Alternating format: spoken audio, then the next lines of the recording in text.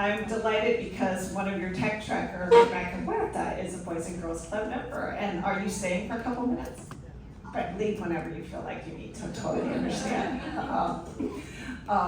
I come from a proud family of university women. I'm one of 3 girls who then actually all had 2 sons. So the next generation in our family is a little bit more sports oriented. But it's really delightful to be here with you today to let you know a little bit about Boys and Girls Club. If it were a smaller group, I would ask you what you already know, but I will tell you that how we're perceived in the community is very, very different depending on how you came to the community and what you've been involved in.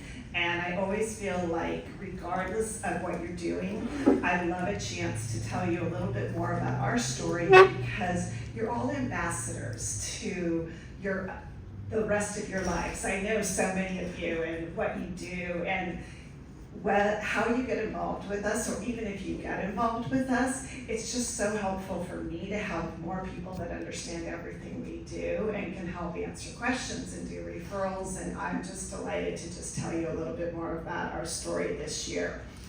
So, all about the kids. We are the largest serving youth organization on the coast.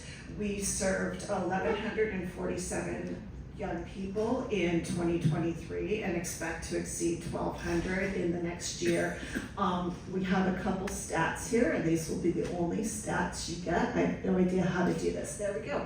We were founded in 1994, so we're just celebrating our 30th anniversary on the coast. As I said, over 1,100 members. Our members run from elementary school to high school.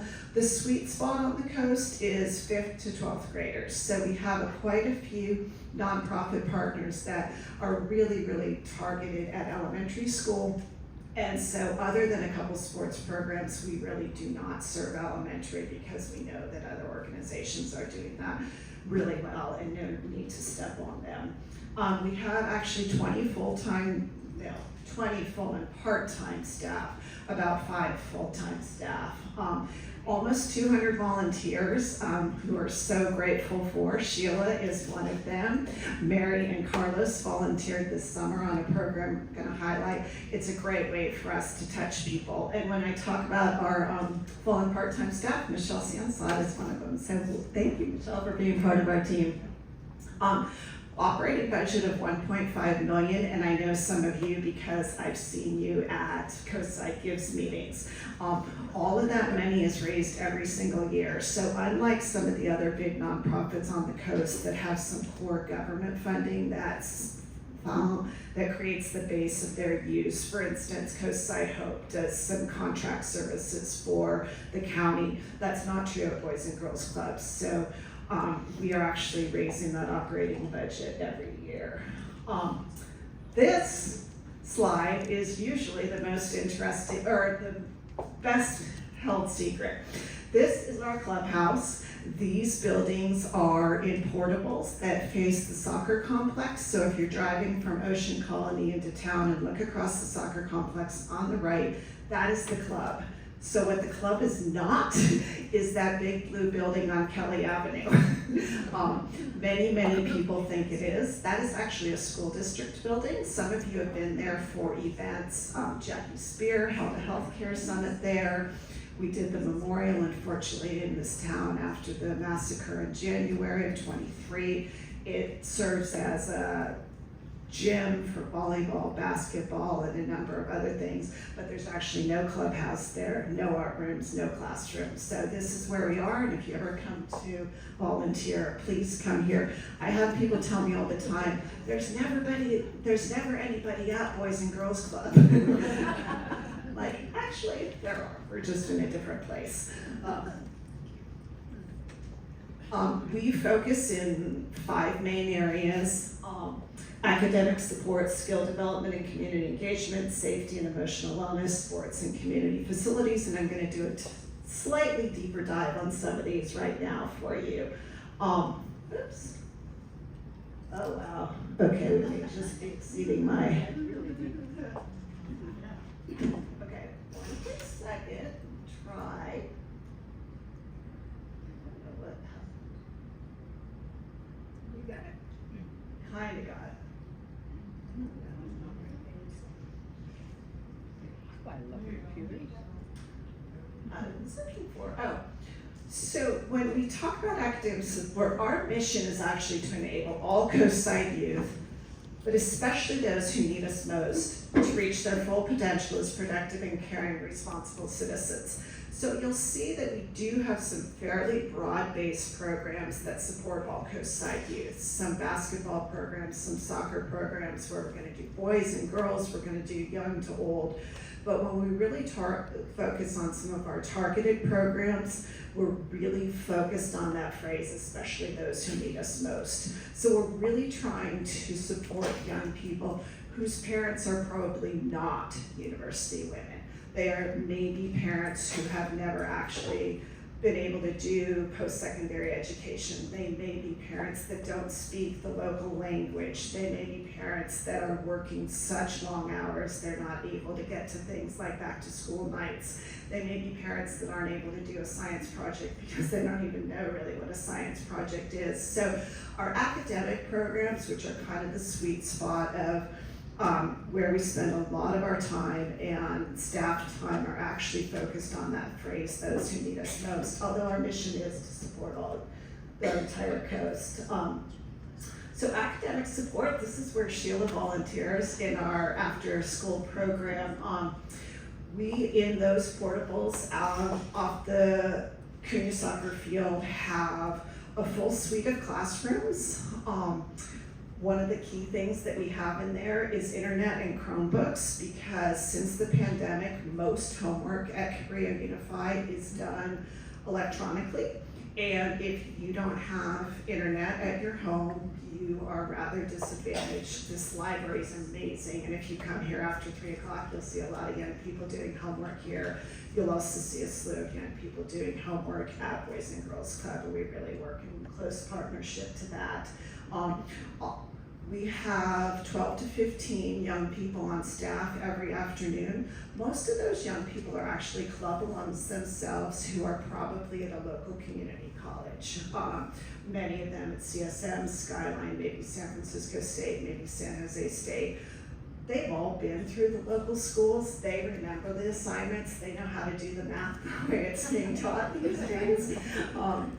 And so kind of a cute picture right now, but that's kind of what the afternoon will look like. We'll come in and we'll offer a snack for anyone that needs it, and then do about 45 minutes of time in the classrooms with the Chromebooks.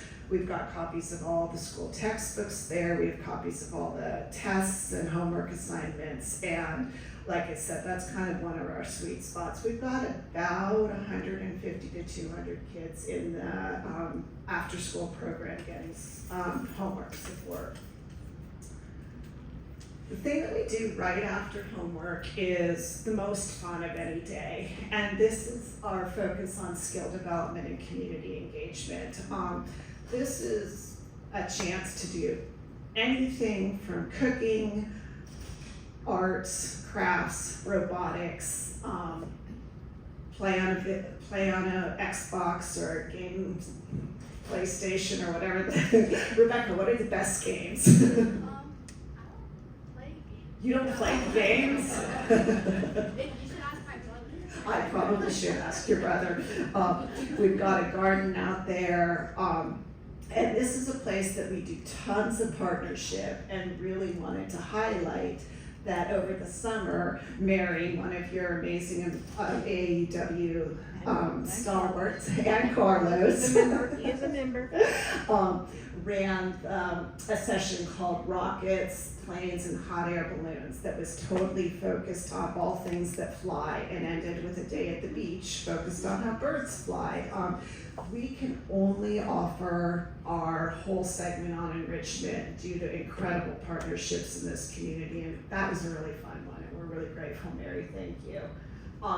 We just launched a robotics program in partnership with some other adults in the community.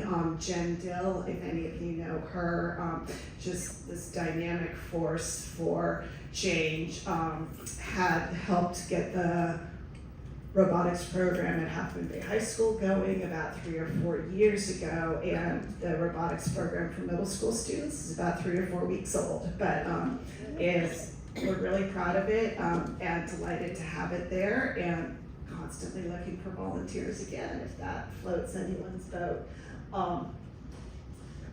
The biggest area of growth since the pandemic will probably not surprise any of you that touch education, but has been the attention we felt we needed to put on social emotional wellness and what some people call mental health.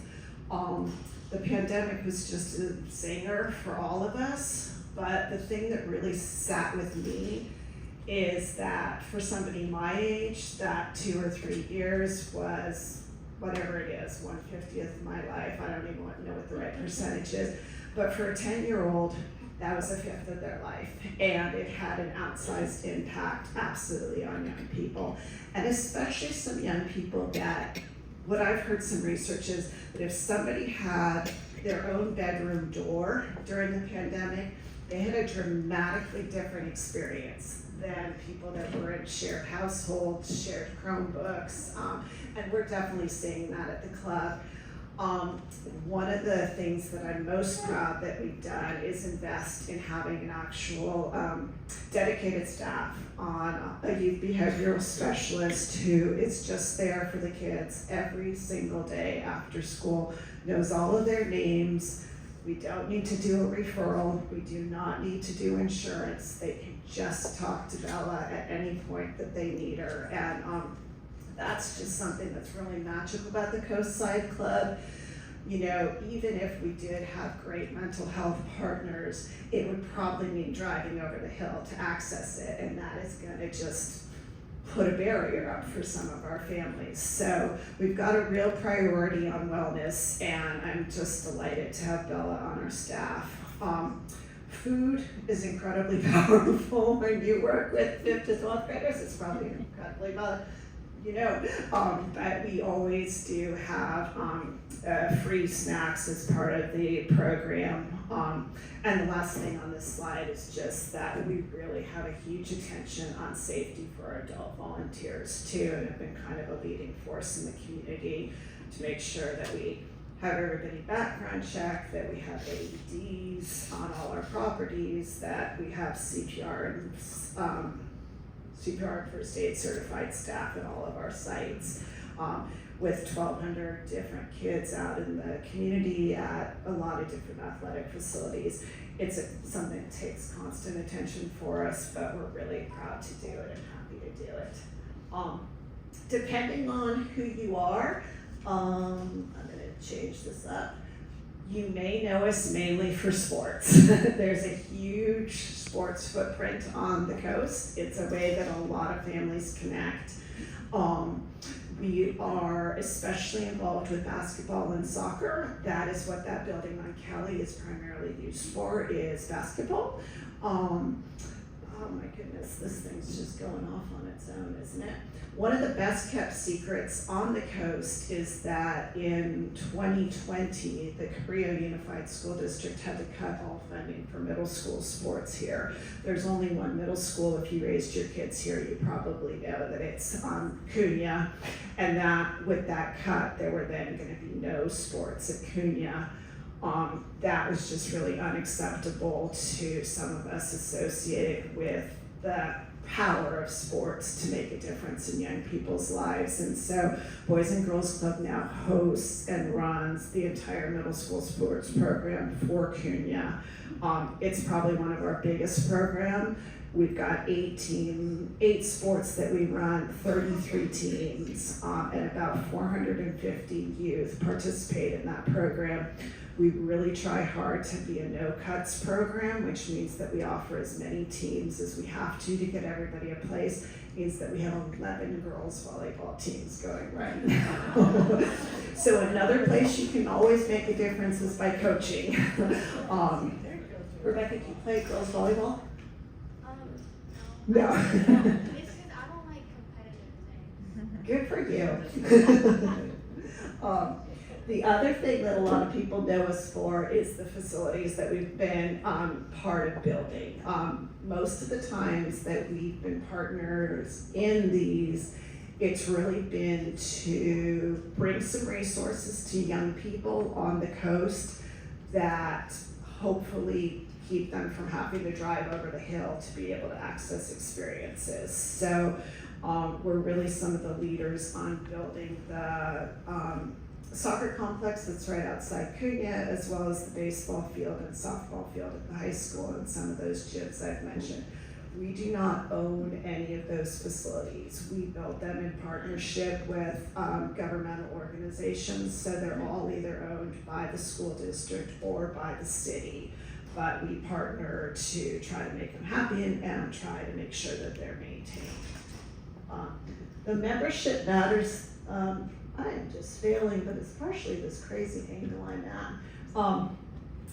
We do spend a lot of time making sure that we're just not a place for kids, but that we're making a difference. And every year we do a fairly extensive survey of the young people that are at the program. And we are really proud of some of these statistics, except apparently I'm not a very good proofreader, because the first quote is actually that 96% of our young people say that I can talk to an adult at the club if I have a problem.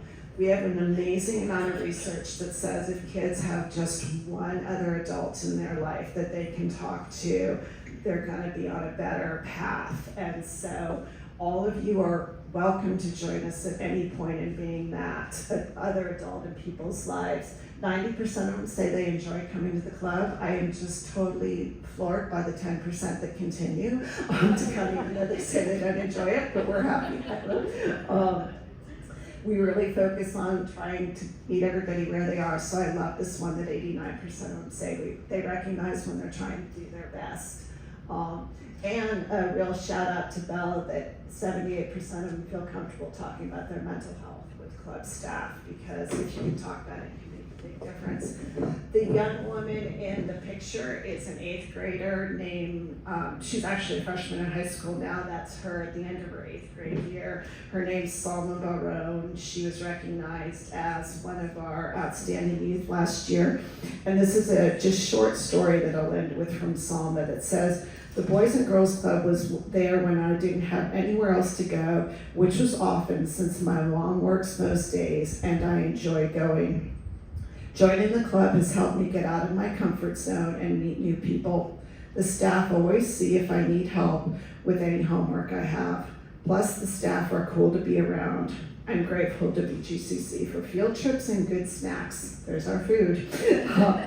"Here I get to hang out with my friends and do activities that I like. I really enjoy art and painting. BGCC is a safe place where you get the support you'll need. You'll never feel excluded because being at this club makes you feel free to express yourself without any judgment. We're like one big family. Someday I would like to have the opportunity to be part of the staff so I can help younger students when they are stuck or need some help." And that's really our model. We hire as much as we can from within. And I am just so grateful to have the chance to be with you today, tell a little bit about our story, and hopefully Cindy, are we okay for time? I'm gonna defer to Vivian. Vivian, how are we doing on time?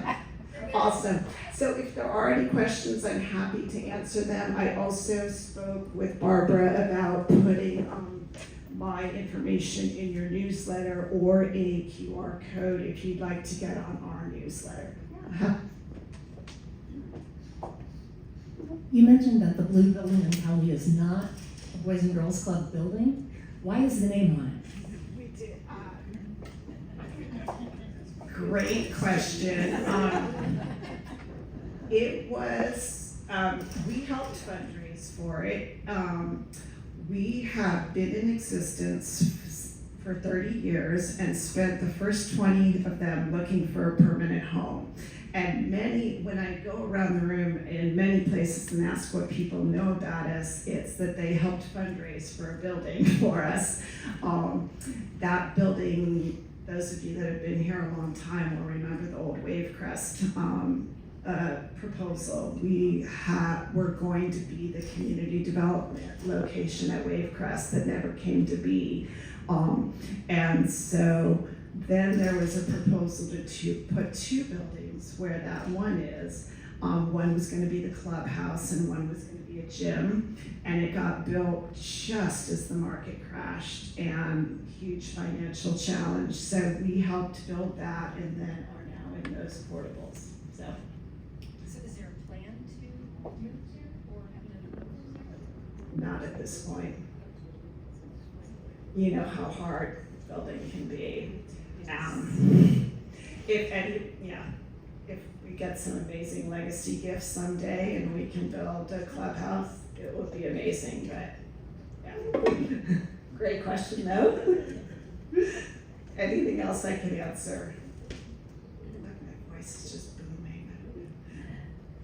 Are we able to come and watch a soccer match or something? Absolutely, and one of the things that we're most happy about with that Cunha Field is that anytime school is not in session, it is completely open to the public. So I heard that one time you guys had your annual meeting and could barely park because of the soccer. So for better or for worse. Anytime, so if there's not school or summer camp, then the gates to that soccer complex are open. You can come watch games. Also, the track is open for people to walk and exercise on. And when there's not scheduled things, it is intentionally open for the community to use as a public space. So you'll see families there throwing frisbees, having picnics. That is absolutely intentional design for that space. First priority is to schedule youth uses, but after that, all local community members are always welcome on that space. And that same holds through, well, the gym's not quite as easy to open, but the city of Half Moon Bay has partnered with us to open that event center gym every Sunday for adult drop-in basketball and adult drop-in pickleball. So if you were looking for those opportunities, you can do that every Sunday from 12 to 4 in partnership with the city.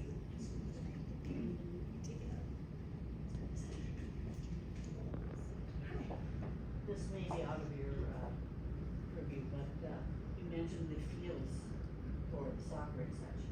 I saw an article recently about artificial turf having chemicals in it or something. Have you heard anything about what they're going to do about that? I have. It's a great question. So below the green on the turf is always some kind of a surface that goes between the base and the turf. It's what the turf is attached to, and it also absorbs some of the impact. When turf fields were first designed, they used a lot of recycled tires in those. It looked like a really wise environmental choice at the time, like what a good thing to do with recycled tires, but came to realize really quickly how dangerous that was. The second generation of fields, which is what's out there, have new rubber on them. So there's still some concerns about rubber, but it's definitely not as dangerous as the recycled tires that you've heard about. That field now is due for replacement. It needs to be changed out in the next 1 to 3 years, depending on who you ask and how skilled a soccer player you are. So we're working on raising funds to replace it, and we're working with Sea Hugger to make sure that the infill for the next round is as environmentally safe and healthy as humanly possible, and it will not be a rubber-based. We're looking at some husk-based and things like that. So right now we do not have something that's ideal, but it's kind of definitely in our eyes, and we're hoping to do better on the next round, which will be relatively soon. What is your biggest challenge and your biggest joy in the next year? My biggest joy every day is exactly the same thing. It's walking through that space and seeing the young people there. If any of you had kids that went to Cunha, you'll remember that one of the keystone projects at Cunha is something called the Historical Figures Project. I see some nods here. So on the first day of 8th grade, you pull the sheet out of a hat and you're assigned a historical figure. And about 6 weeks into school, you have to do your historical figures project, and you dress up and you do a whiteboard about it. And so for the last 2 weeks, all the 8th graders at the club have just been scrambling to get their historical figures ready. And it's a precious time to be there for those kids and to see generations do it. We've got a whole costume closet that we have for kids that need it. So that's absolutely my biggest joy. The biggest challenge for us is always, well, there's a couple of them, but it's a really hard market to do staffing in. I think you guys hear that from a lot of people. It's a very expensive place to live. It's an expensive place to make a living at. So it's a constant challenge. We love having so many young staff because many of them live with their parents and don't need to be able to make a mortgage from our salaries, but that's constantly a challenge for us. Thank you. And I see Vivian coming, so I'm gonna